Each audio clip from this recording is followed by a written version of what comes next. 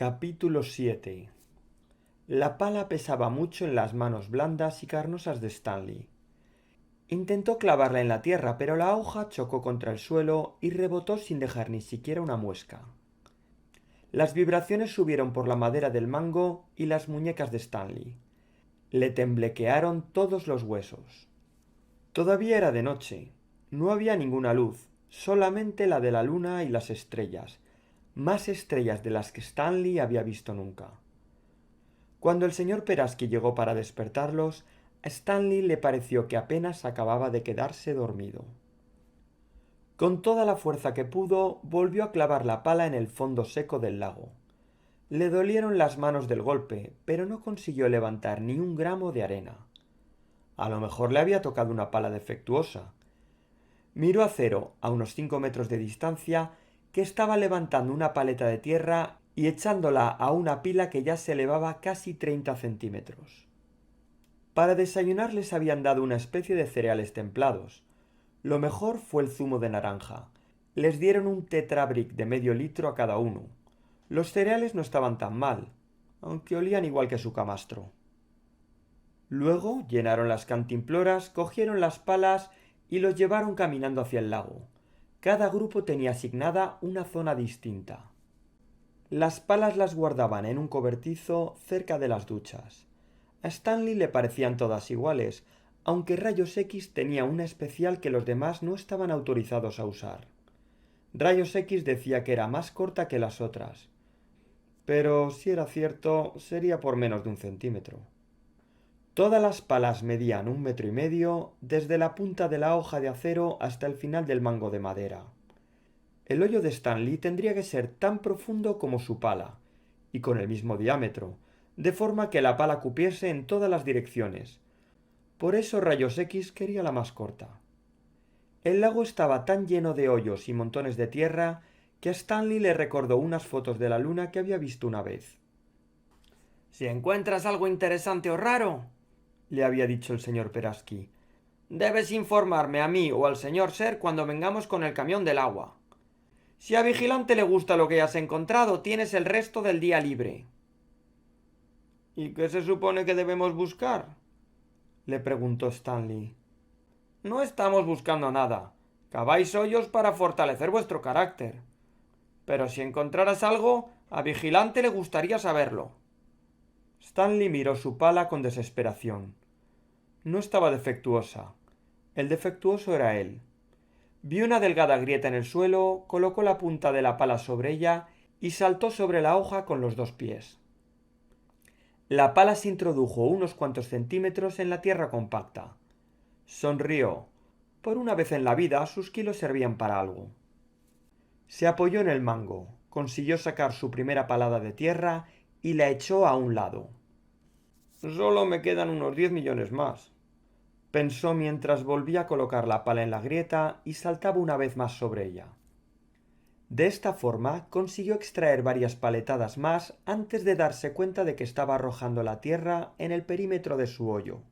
Puso la pala en el suelo y marcó el lugar donde debían estar los límites del agujero. Un hoyo de 1,5 metros era horriblemente ancho. Movió la tierra que ya había excavado fuera de las marcas.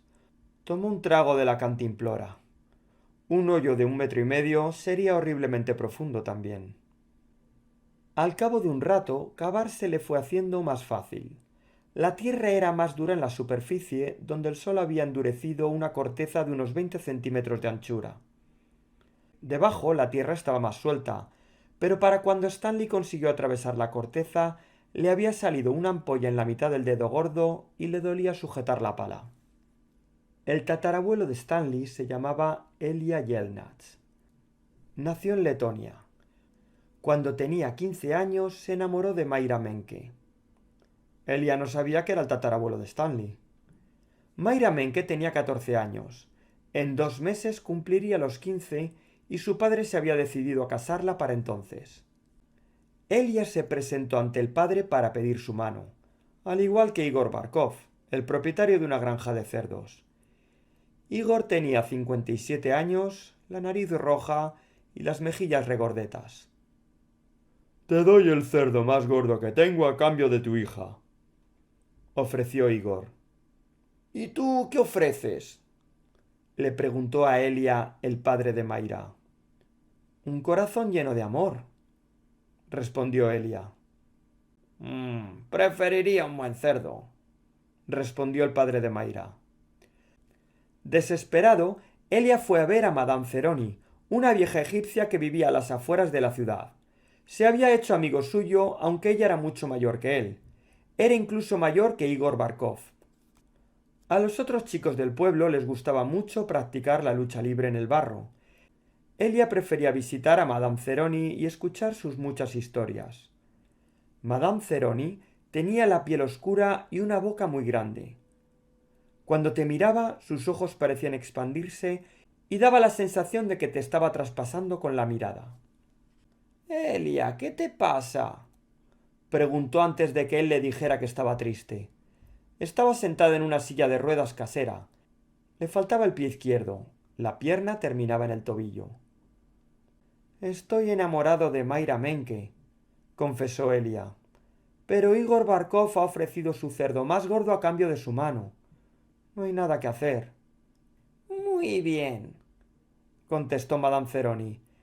Eres demasiado joven para casarte. Tienes toda la vida por delante. Pero yo la quiero. Esa Mayra tiene la cabeza tan vacía como una maceta. Pero es guapísima.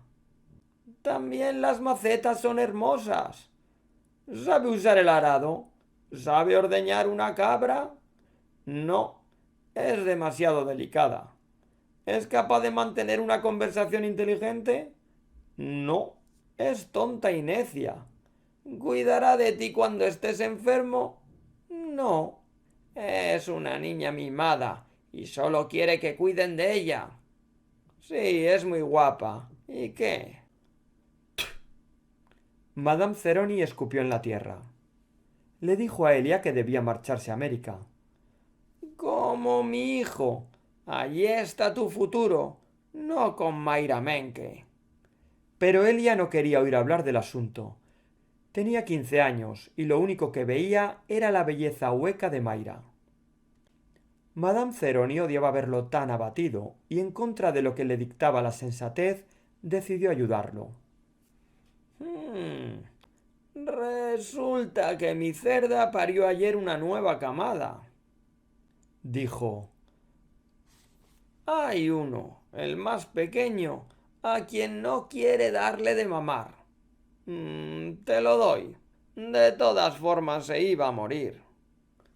Madame Ceroni llevó a Elia a la parte de atrás de la casa donde tenía los cerdos. Elia cogió el pequeño cerdito, pero no veía de qué iba a servir. No era mucho más grande que una rata. No lo mires así. Crecerá, le aseguró Madame Ceroni. ¿Ves aquella montaña al otro lado del bosque? Sí, dijo Elia. En la cima de la montaña hay un arroyo. El agua corre ladera arriba. Tienes que llevar al cerdito todos los días a la cima de la montaña y dejar que beba del arroyo. Cuando esté bebiendo, debes cantarle una canción. Le enseñó a Elia una canción especial para cantarle al cerdito. El día del cumpleaños de Mayra, tienes que llevar el cerdo a la montaña por última vez. Después, llévaselo directamente al padre de Mayra. Será más gordo que todos los gorrinos de Igor. ¿Si va a ser tan gordo? ¿Cómo lo voy a subir hasta la cima de la montaña? El cerdito no pesa tanto ahora, ¿no? Preguntó Madame Ceroni. Claro que no, contestó Elia. ¿Y crees que mañana podrás con él? Sí. Lo subirás a la montaña todos los días. Cada día pesará un poco más, pero cada día tú serás un poco más fuerte. Y cuando le des el cerdo al padre de Mayra, quiero que me hagas un último favor. Lo que sea, dijo Elia. Quiero que me subas a la montaña. Quiero beber del arroyo y que me cantes la canción. Elia le prometió que lo haría. Madame Ceroni le advirtió que si no lo hacía, él y todos sus descendientes tendrían mala suerte por toda la eternidad. En aquel momento Elia no le dio importancia a la maldición. Era un chico de 15 años y la eternidad no parecía más allá del próximo martes. Además, Madame Ceroni le caía muy bien y estaría encantado de subirla a la montaña. Lo hubiera hecho aquel mismo día, pero todavía no era lo bastante fuerte. Stanley seguía cavando. Su agujero medía casi 1 metro de profundidad, pero solo en el centro. Las paredes se inclinaban hacia el borde. El sol acababa de asomarse sobre el horizonte, pero ya se sentía los calurosos rayos de sol en la cara. Cuando se agachó para coger la cantimplora, se sintió mareado de repente y apoyó las manos en las rodillas para no caerse. Por un momento temió que iba a vomitar, pero se le pasó. Bebió hasta la última gota de la cantimplora. Tenía ampollas en todos los dedos y una en el centro de la palma de la mano. Los hoyos de los demás eran mucho más profundos que el suyo. No los veía, pero los sabía por el tamaño de los montones de arena. Una nube de polvo avanzaba por la llanura y se dio cuenta de que los otros chicos habían dejado de cavar y también la estaban mirando. La nube de tierra se acercó y Stanley vio que era una camioneta roja. La camioneta se detuvo cerca de donde estaban cavando y los chicos se colocaron en fila detrás de ella. Rayos X el primero y Cero el último. Stanley se puso a la cola detrás de Cero. El señor Ser llenaba las cantimploras con el agua de un depósito que llevaba en la parte trasera del vehículo. Cuando cogió la cantimplora de Stanley le dijo: «Esto no es un campamento de señoritas, ¿verdad?» Stanley encogió un hombro. El señor Ser siguió a Stanley hasta su hoyo para ver cómo iba.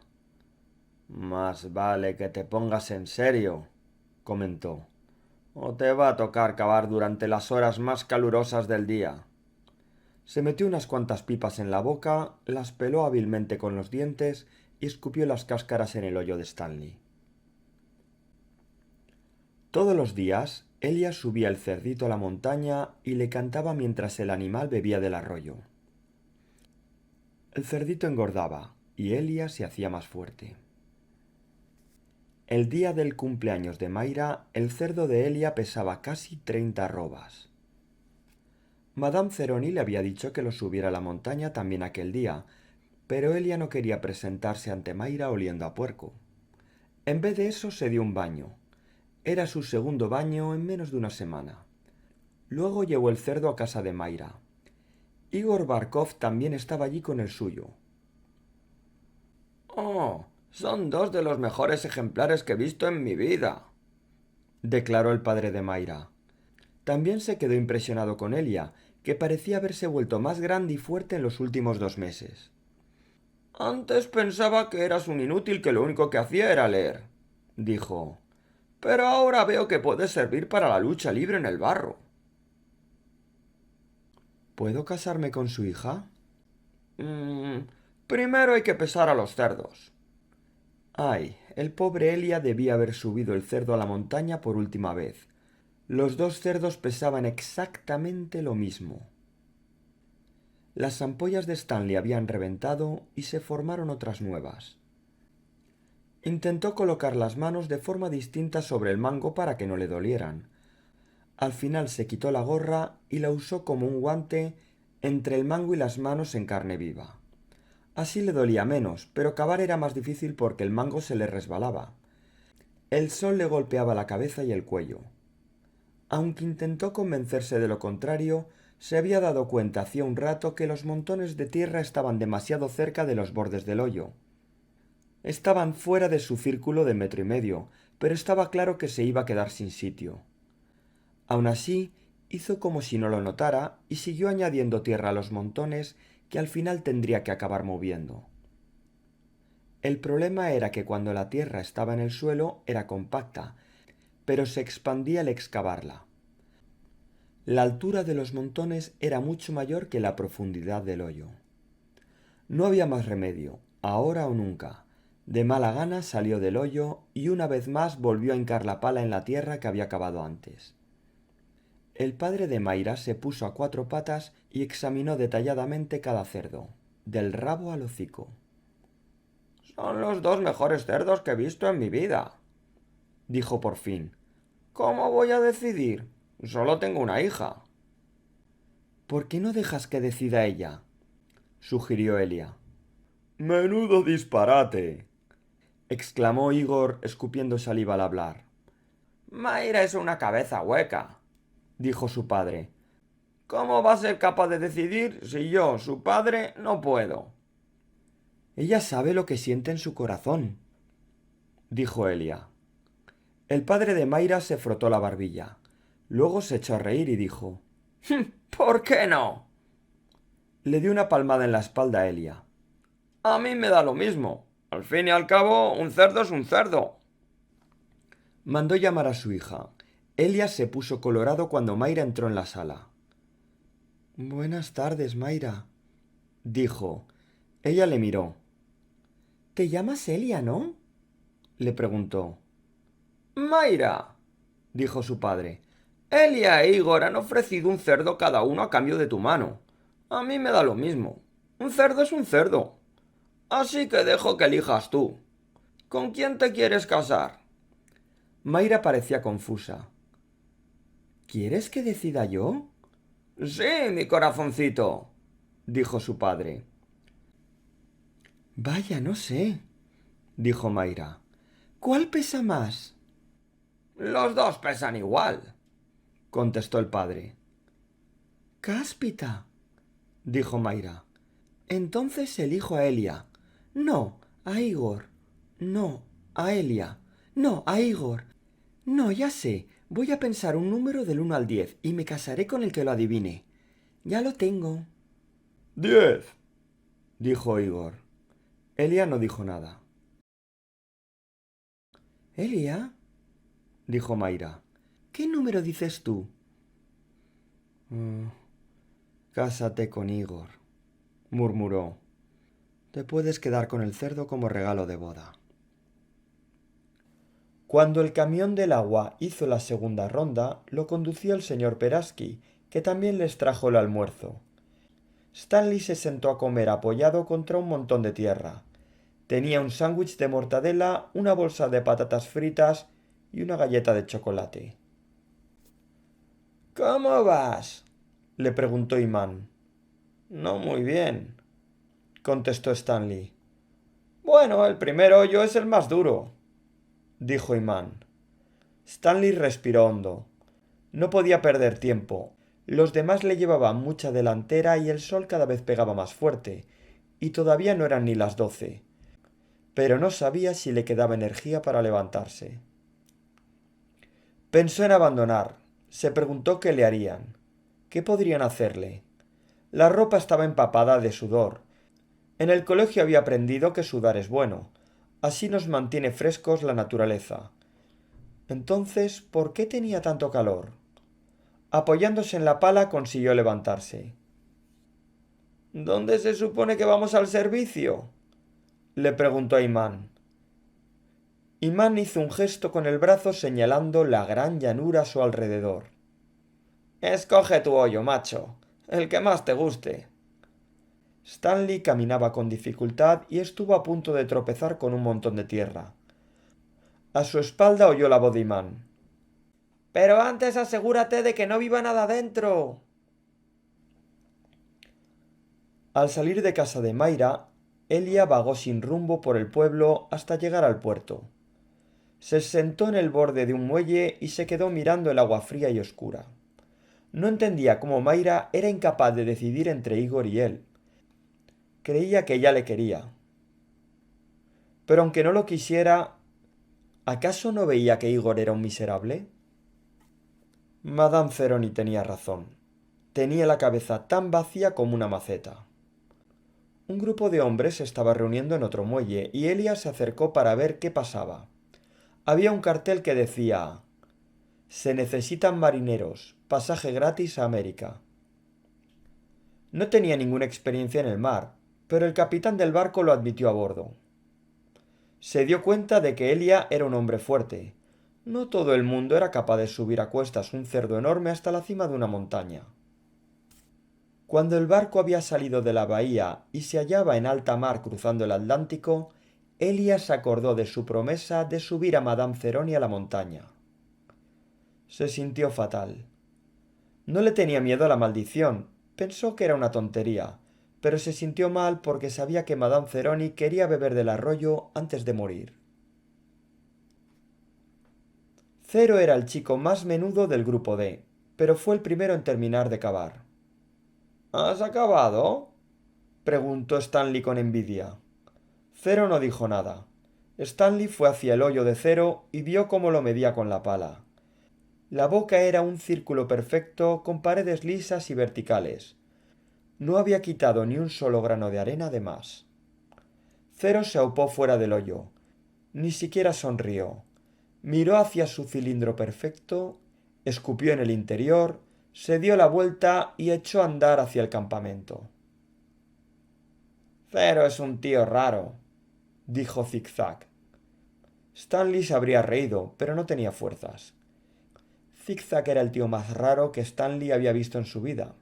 Tenía el cuello largo y delgado y la cabeza grande y redonda, con pelo rubio y de punta. La cabeza subía y bajaba sobre el cuello como si estuviera encima de un muelle. El segundo en terminar fue Sobaco. También escupió en su hoyo antes de volver al campamento. Uno a uno, Stanley vio a todos los chicos escupir en sus respectivos hoyos y regresar a sus tiendas. Stanley siguió cavando. Su hoyo le llegaba casi hasta el hombro, aunque era difícil decir dónde estaba el nivel del suelo exactamente, porque los montones de arena lo rodeaban por todas partes. Cuanto más hondo cavaba, más difícil era sacar la arena fuera. Se dio cuenta de que iba a tener que volver a mover los montones. La gorra tenía manchas de la sangre de sus manos. Le pareció que estaba cavando su propia tumba. En América, Elia aprendió a hablar inglés. Se enamoró de una mujer llamada Sarah Miller. Sabía arar, ordeñar una cabra y, lo más importante, pensar por sí misma. Sarah y Elia solían quedarse levantados hasta muy tarde hablando y riéndose juntos. No tuvieron una vida fácil. Elia trabajaba duro, sí, pero la mala suerte lo perseguía por donde quiera que iba. Siempre parecía estar en el lugar equivocado, en el momento equivocado. Se acordó de que Madame Ceroni le había dicho que tenía un hijo en América. Elia lo buscó por todas partes. Se acercaba a completos desconocidos y les preguntaba si conocían a alguien llamado Ceroni. Pero nadie lo conocía. Elia no estaba seguro de qué haría si lo llegaba a encontrar algún día. Elia no estaba seguro de qué haría si lo llegaba a encontrar algún día. ¿Subirle una montaña y cantarle la nana del cerdito a él? Cuando cayó un rayo en su granero por tercera vez, le contó a Sara la historia de la promesa incumplida a Madame Ceroni. Soy peor que un ladrón de cerdos, le dijo a Sara. Deberías dejarme y encontrar a alguien que no esté marcado por una maldición. No pienso dejarte, dijo Sara. Pero quiero que hagas una cosa por mí. Lo que sea, dijo Elia. Sara sonrió. Cántame la nana del cerdito. Él se la cantó. Es preciosa. ¿Qué quiere decir? Preguntó ella con los ojos brillantes. Elia intentó traducirla del letón al inglés, pero no era lo mismo. En letón rima, dijo él. Ya me he dado cuenta, dijo Sara. Un año después tuvieron un hijo.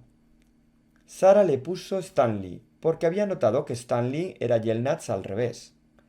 Sara cambió las palabras de la nana del cerdito para que rimara, y todas las noches se la cantaba al pequeño Stanley. Ojalá, ojalá, suspiraba el ave, la corteza del árbol fuera un poco más suave, mientras el lobo hambriento y solitario espera, llamándole a la luna. Ojalá, ojalá, así fuera.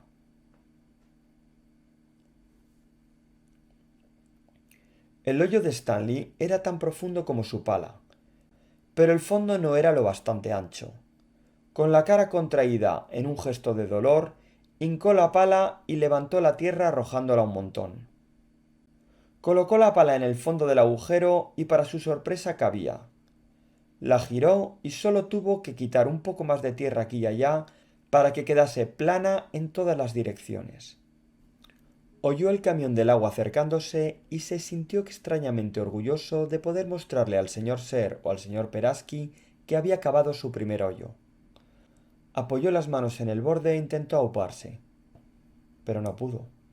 Los brazos estaban demasiado débiles para levantar su corpachón. Se ayudó con las piernas, pero no le quedaba fuerza alguna. Atrapado en su propio hoyo. Casi tenía gracia, pero no estaba de humor para reírse. —¡Stanley! —oyó el señor Peraski. Usando la pala hizo 2 agujeros en la pared del hoyo para meter los pies a modo de escalones. Al salir vio al señor Peraski caminando hacia él. —Tenía miedo de que te hubieses desmayado —dijo el señor Peraski—. No habría sido el primero. —Ya he terminado —dijo Stanley poniéndose la gorra manchada de sangre. —Muy bien —dijo el señor Peraski levantando la mano para chocar esos 5. Pero Stanley lo ignoró. No tenía energía. El señor Peraski bajó la mano y miró el hoyo de Stanley. Bien hecho —dijo—. ¿Quieres que te lleve en la camioneta? No. Iré andando —contestó Stanley. El señor Peraski se subió a la camioneta sin llenar la cantimplora de Stanley. Stanley esperó a que se fuera y volvió a contemplar su hoyo. Sabía que no había por qué, pero de todas formas se sintió orgulloso. Acumuló los últimos restos de saliva que le quedaban y escupió. Fin del capítulo 7.